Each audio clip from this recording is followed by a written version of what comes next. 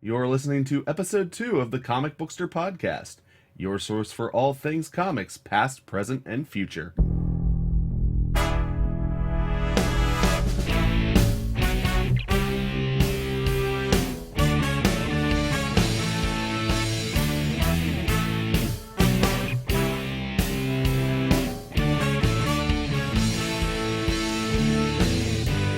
Dragged from what could be any comic shop in the United States to host this incredibly nerdy podcast are some of the most enthusiastic comic book readers ever assembled.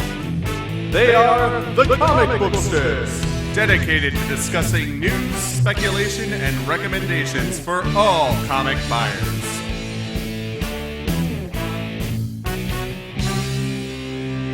Welcome back to episode 2 of the Comic-Bookster podcast, where we talk about everything comics. Once again, I'm Nerdcore, and with me is perennial kid sidekick, Obi the Boy. Welcome back to the Comic-Booksters. So, last week we talked a lot about Rebirth, and due to a little bit of a snafu, we're going to talk about a little bit more this week, but it's more of a Marvel-based episode this time around, because they also have a big event coming up, Civil War 2, designed to tell a story that somewhat is a sequel to the original and capitalizes on the fact that they have a massive movie called Civil War coming out. Yeah, they really wanted to capitalize on that money. I can't blame them. I'm not trying to bash Marvel in any way, but they're definitely going out of their way to get their full money's worth out of Civil War. Yeah, and like Obi said, we're not trying to bash Marvel. It just, Axel Alonso came out and said that he only had about 3 or 4 months lead time to prep for this because they were trying to get it to line up with Civil War. So Brian Michael Bendis is writing it. David Marquez is drawing it.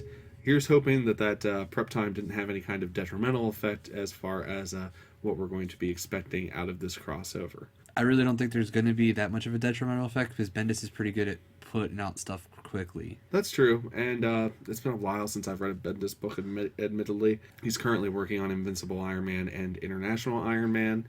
From what I've been hearing, they've been fairly good, but he's a writer that, while he's great at his craft, kind of polarizes me. I can't read Brian Michael Bendis on a monthly basis because he pulls out enough twists and turns that it's hard for me to wait a month or two, or even a couple weeks to see where he's going with them. I get frustrated, and I'm like, oh my god, you're changing everything.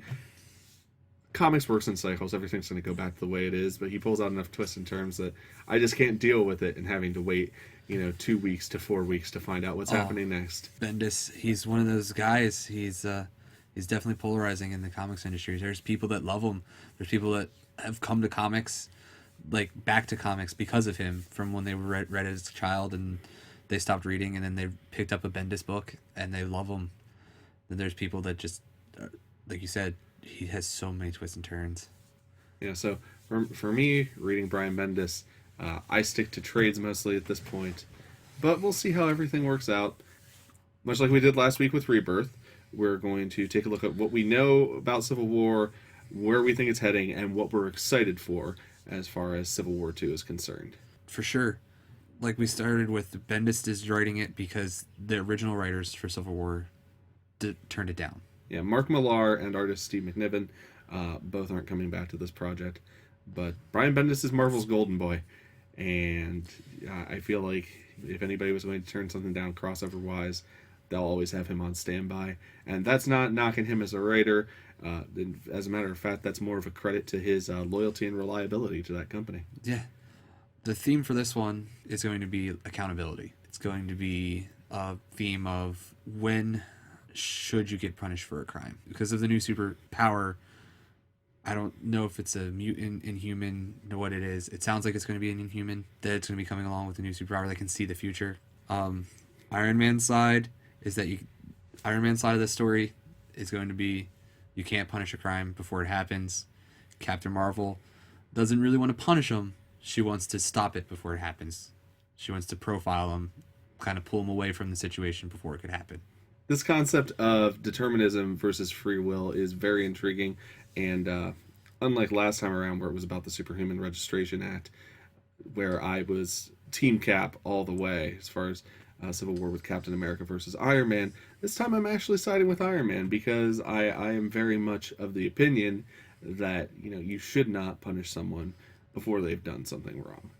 So it'll be interesting. And looking at the lineups of the teams is also kind of interesting because Captain America, based on some sources, they say he's on Captain Marvel's team. Captain America, Steve Rogers, this is on Captain Marvel's team. However, most recently, as a conference call with Tom Brevoort and Nick Spencer this week regarding the new Steve Rogers series, it's come out that Steve is going to be a very neutral figure in this series, and that, you know, he's trying to stop the fighting before someone gets hurt, because if the heroes are divided, everything's going to crumble. From the quote that he wrote, though, where he's going to try to be like the Switzerland of this, it sounds like eventually he's going to have to choose a side. Yeah, and these stories always come down to having to choose a side. But I think we'll also, you know, see that in the end, most likely Steve Rogers is going to be right, and he'll have to choose a side, but still everything's going to come back on them the same way that it did with Civil War I, where Captain America was killed and Norman Osborn rose to power, which led into Dark Reign. So it'll be interesting to see what the fallout of this series brings us to. And while we're on Captain America, let's talk about Captain 75th. And then the two Captain books also, because you're going to have Captain America, Steve Rogers, and you're going to have the Captain America... Sam Wilson. Sam Wilson, yeah. Well, yeah, and that's cool. And one of the things I find really interesting about this is that we all knew, like I said, comics work in cycles. Everything eventually returns to the status quo. We all knew that Steve Rogers would eventually be back as Captain America, and we all figured that it would be around the time that Civil War was hitting theaters, because it's Captain America 3. He has a movie coming out, and normally with Marvel, when you got a movie coming out, the character who's starting in that movie returns to the mantle of that character if they're not there already, and they launch a new series. So we were all expecting him to return as Captain America and get a new series. And lo and behold, he has returned as Captain America and is getting a new series. But according to Nick Spencer, this wasn't actually planned this way. Originally, they wanted to keep him powerless and as a SHIELD agent for a bit longer, give Sam a little more time to shine, which it's important to note that they're not canceling Sam Wilson Captain America. They're going to have two Captain America series running, so whatever your taste is, you're able to, you know, keep following whichever character you want, or both of them, as I'm sure Marvel would prefer you would do.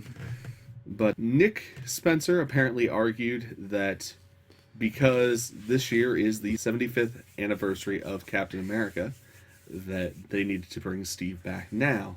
And it just so happened to coincide with the release of the movie, which is quite convenient because it sticks with Marvel's game plan that they've instituted for years. But apparently they were going to do something different, which kind of has me conflicted as a reader, because I honestly would love to see Marvel do something a little different, but at the same time, I was really missing Steve Rogers as Captain America. He's one of my all-time favorite characters, and it just felt like there was something missing from the Marvel Universe with him being depowered and out of that role. I haven't read the Captain America Sam Wilson, so that's the problem. I couldn't remember his name at the time. It sounds interesting. It's just not Steve Rogers. The first volume of Sam Wilson Captain America, which was all new Captain America, that was cool because literally they threw Sam up against all of Steve's rogues gallery all at once as they were attempting to unleash a virus on the world. And it actually helped it hooked Sam up with Misty Knight from the Daughters of the Dragon from Power Man and Iron Fist, and allowed him to kind of build more of a rapport with Steve Rogers' son, the new Nomad, Ian Rogers from Dimension Z, which was done by Arnim Zola. And then this first arc has largely dealt with him dealing with the Serpent Society.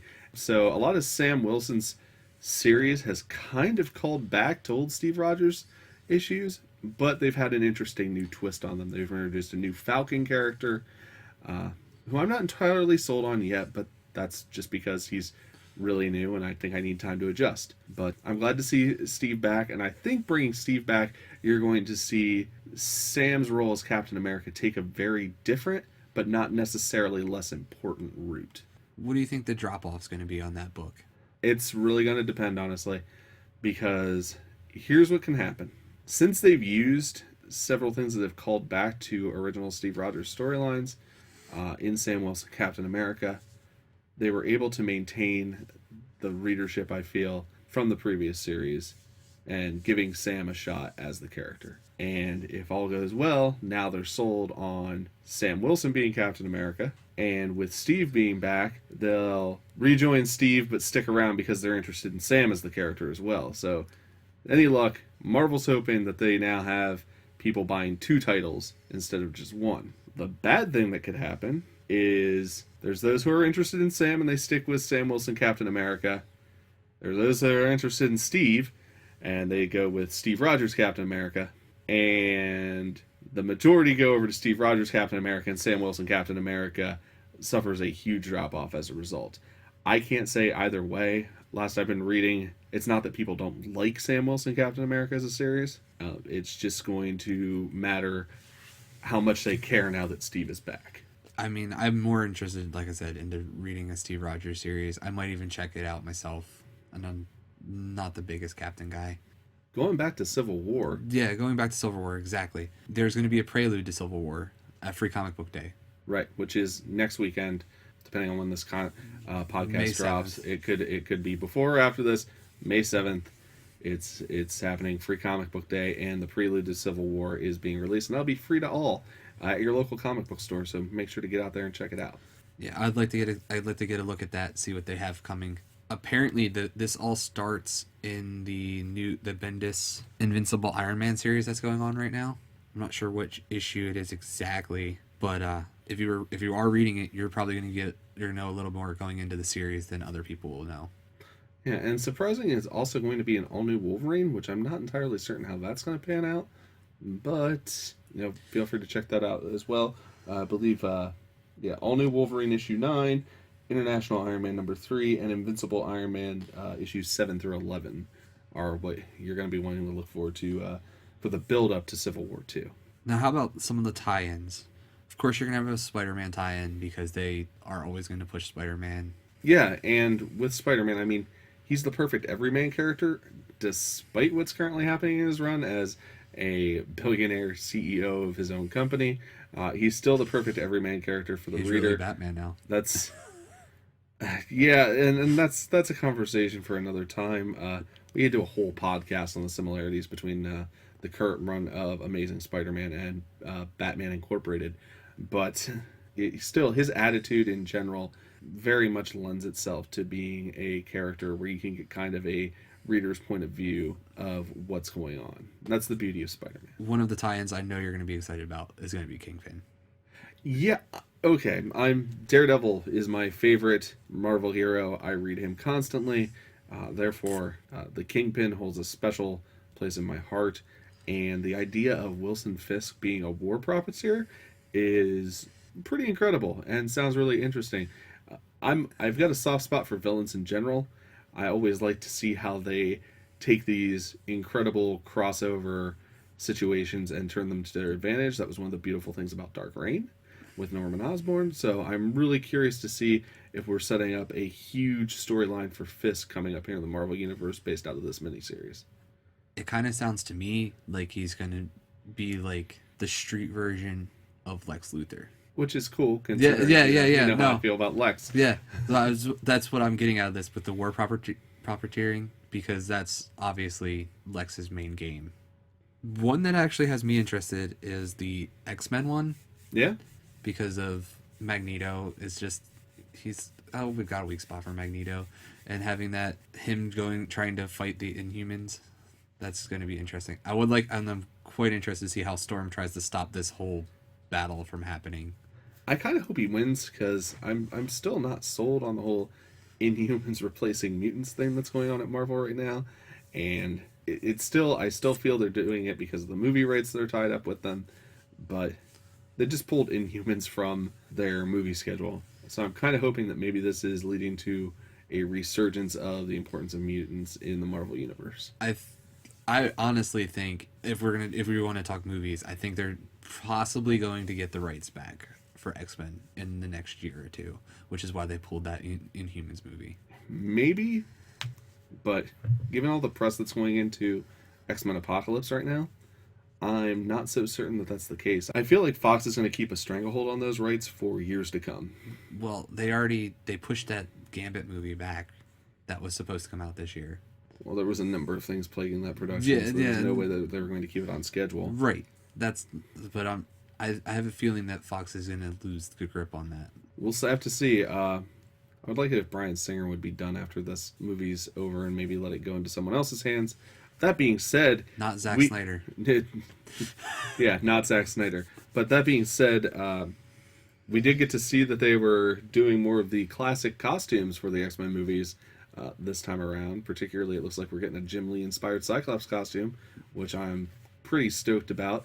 So maybe Fox is ready to try their hand at embracing the more comic book aspects of the X-Men movies at this point, which may rake them in more dough. I'm not sure off the top of my head how well Days of Future Past fared compared to other X-Men movies. It did really well compared to other X-Men movies. Yeah, I just don't see Fox letting go of that cash cow just yet. Getting back to the Civil War topic that we were on initially, there's the two more tie-ins. There is Gods of War, which is going to be following Hercules. I understand it's going to be playing another neutral aspect in this war. Yeah, it sounds like he's going to be trying to keep the old gods from coming, like the Herculean gods from coming into this story at any point. Okay. Like choosing a side, from what I get together. It's like a separate adventure that ties into this, sort of. Okay. And then the last one would be the Choosing Sides, which is a Nick Fury based story where he's going to interact with through the characters on the teams. Which I'm curious as to seeing, because I wasn't able to look this up beforehand, whether this is going to be old Nick Fury or Nick Fury Jr. This could give Nick Fury Jr. an opportunity to ascend to the head of S.H.I.E.L.D., considering what happened during standoff with Maria Hill, who's going on trial now. But it'll be interesting to see which Nick Fury they cover. If they do cover Nick Fury Jr. and he is the director of S.H.I.E.L.D., then what we're looking at is potentially which side of this war that S.H.I.E.L.D.'s going to fall on, considering the events of standoff, where they just used a sentient cosmic cube to brainwash a bunch of supervillains into thinking they're normal people living in a pleasant little small town. I could kind of see them going with Captain Marvel, but at the same time, maybe they've learned their lesson and they're going with Iron Man. I don't know. You'd have to read. I'm gonna have to read the series to find out, I'm sure.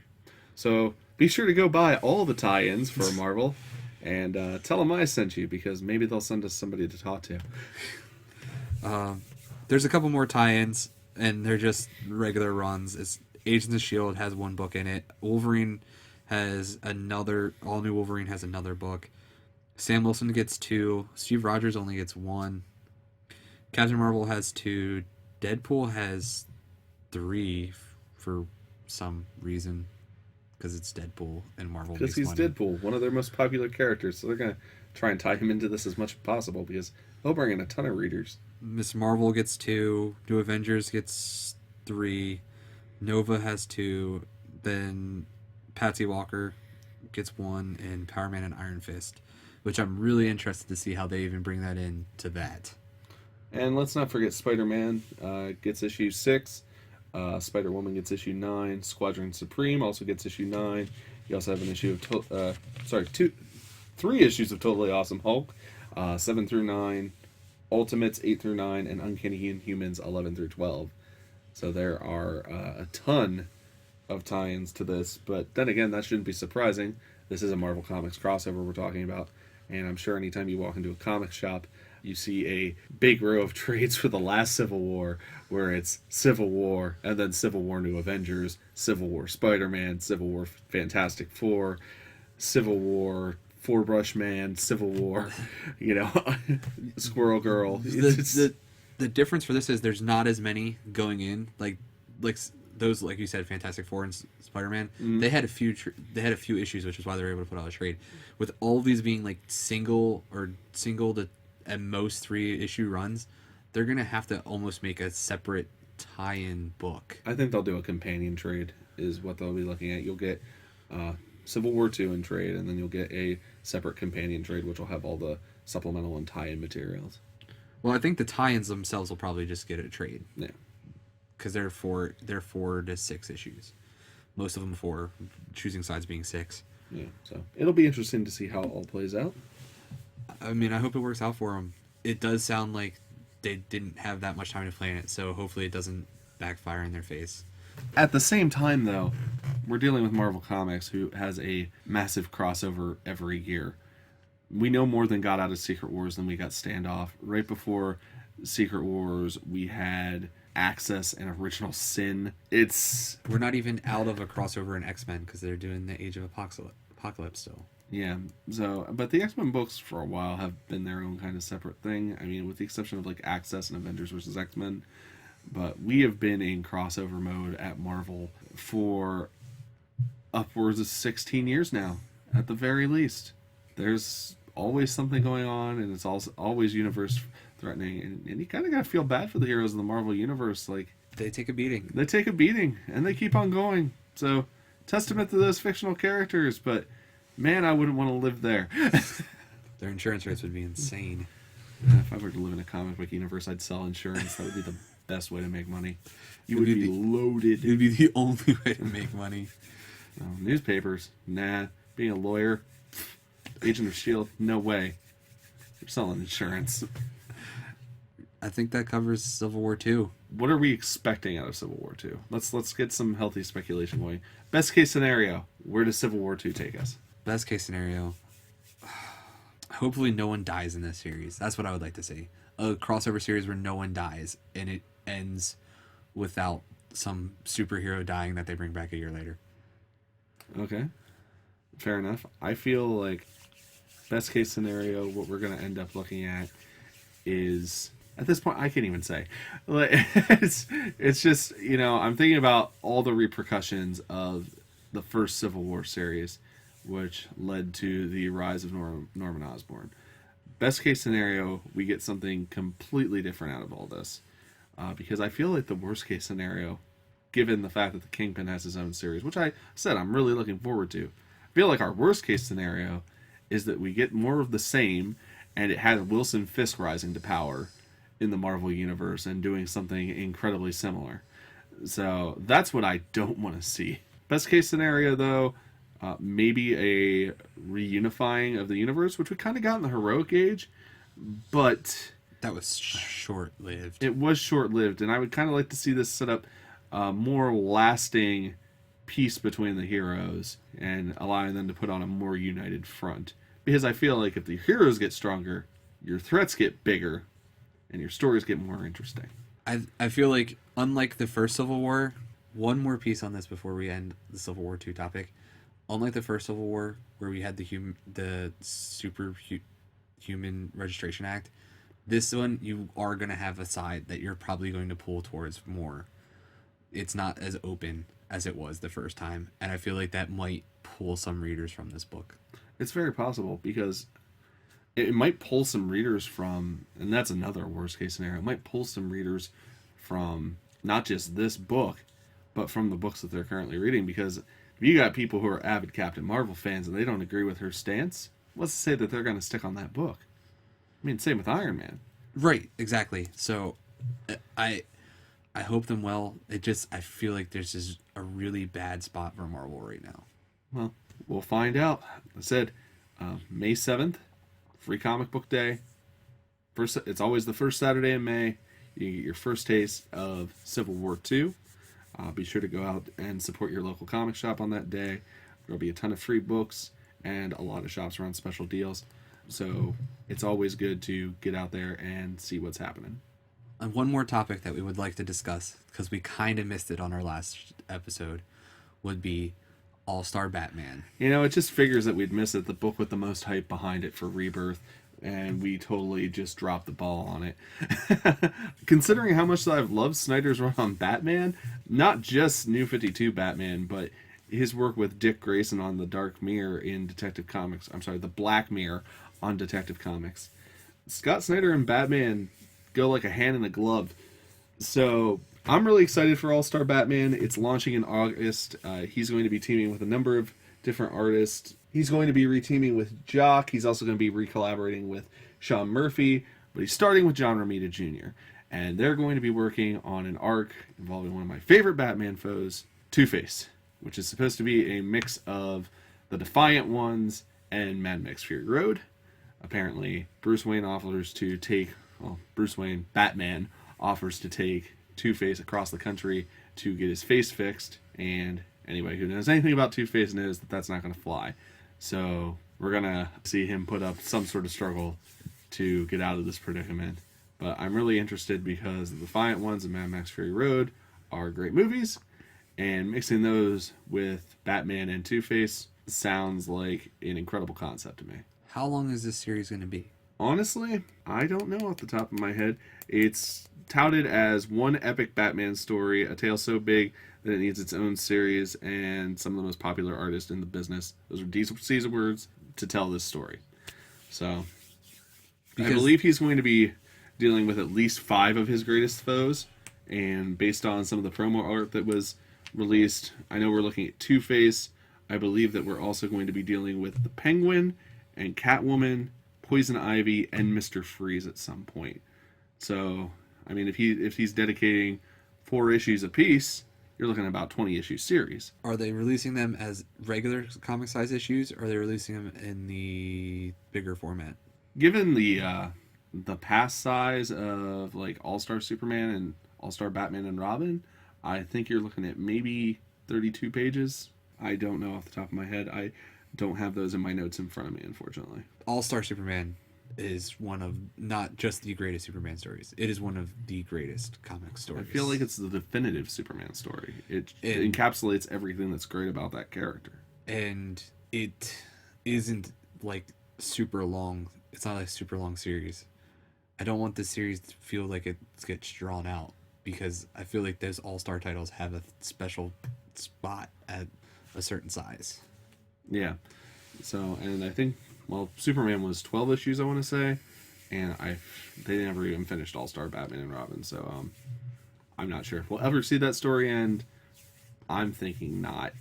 No offense to anyone involved. I know Frank Miller and Jim Lee have both moved on to other projects at this point, so I'm not expecting it anytime soon, if ever. So, but I have faith in Scott Snyder and the art team that's assembled here, and I think we're going to get some prime Batman stories out of this. No, I have more faith. I have a lot of faith in this book, because I like the All-Star books are always great. And having Mr. Freeze, who is my second favorite Batman villain in it, is going to be amazing, because he just doesn't get enough love. And he's a great character, particularly with that Paul Dini written origin, which, I'm not going to lie here, kind of has gone by the wayside in the New 52, and that's to the character's detriment. A lot of great things came out of the Snyder and Capullo Batman run, but the new take on Mr. Freeze was something that I did not dig at all. I was really hoping to see some Scarecrow in there also. Well, there is supposedly a villain, from what I've been hearing, that's not been put in the promo art, and maybe Scarecrow is that villain. Who knows? We'll find out. That is my favorite Batman. If that rumor I heard is true, it could very well be the Scarecrow, because I don't think that they've really tackled Scarecrow at all during their run. Well, at least Snyder and Capullo. Capullo's not actually involved with this, so but it's still a villain that Scott Snyder hasn't really delved into. So Scarecrow very well could be at the core of this series somewhere. That'd be awesome, because he's such a good character. All right. Any recommendations going forward? Get to Free Comic Book Day. Get those free comics. Get the prelude to Civil War II. See if you like it. And I'm going to follow that up, because guess what else you can probably check out during Free Comic Book Day? Probably get a little bit more information on DC Rebirth as well. So you're able to check out both of the big events for DC and Marvel, and also you'll be able to get more of an idea of what's going on the indie side. And I'm really looking forward to checking everything out, because it's going to give us a little bit more to discuss with you as a listener, and maybe get you interested in some different comics as well. Yeah. Definitely don't forget that there's a big movie coming out May 6th. May 6th, Captain America Civil War. Most theaters actually will probably have a showing on Thursday, May 5th, during the evening. So be sure to go out, support those comic book movies. Captain America Civil War is giving great critical reviews so far, and it seems like the fans love it as well. So we may be looking at the polar opposite of Batman versus Superman here. So be sure to go out and watch Captain America Civil War. Give it a shot. You can let us know what you think. We would love to hear from you about Captain America Civil War, as well as with your feedback and suggestions. You can send us those by email at thecomicbooksters@gmail.com or on Twitter at Comic-Booksters. And be sure to follow us on Facebook as well. Until next time, this has been Nerdcore and Obi, and happy reading. Have a good free comic book day.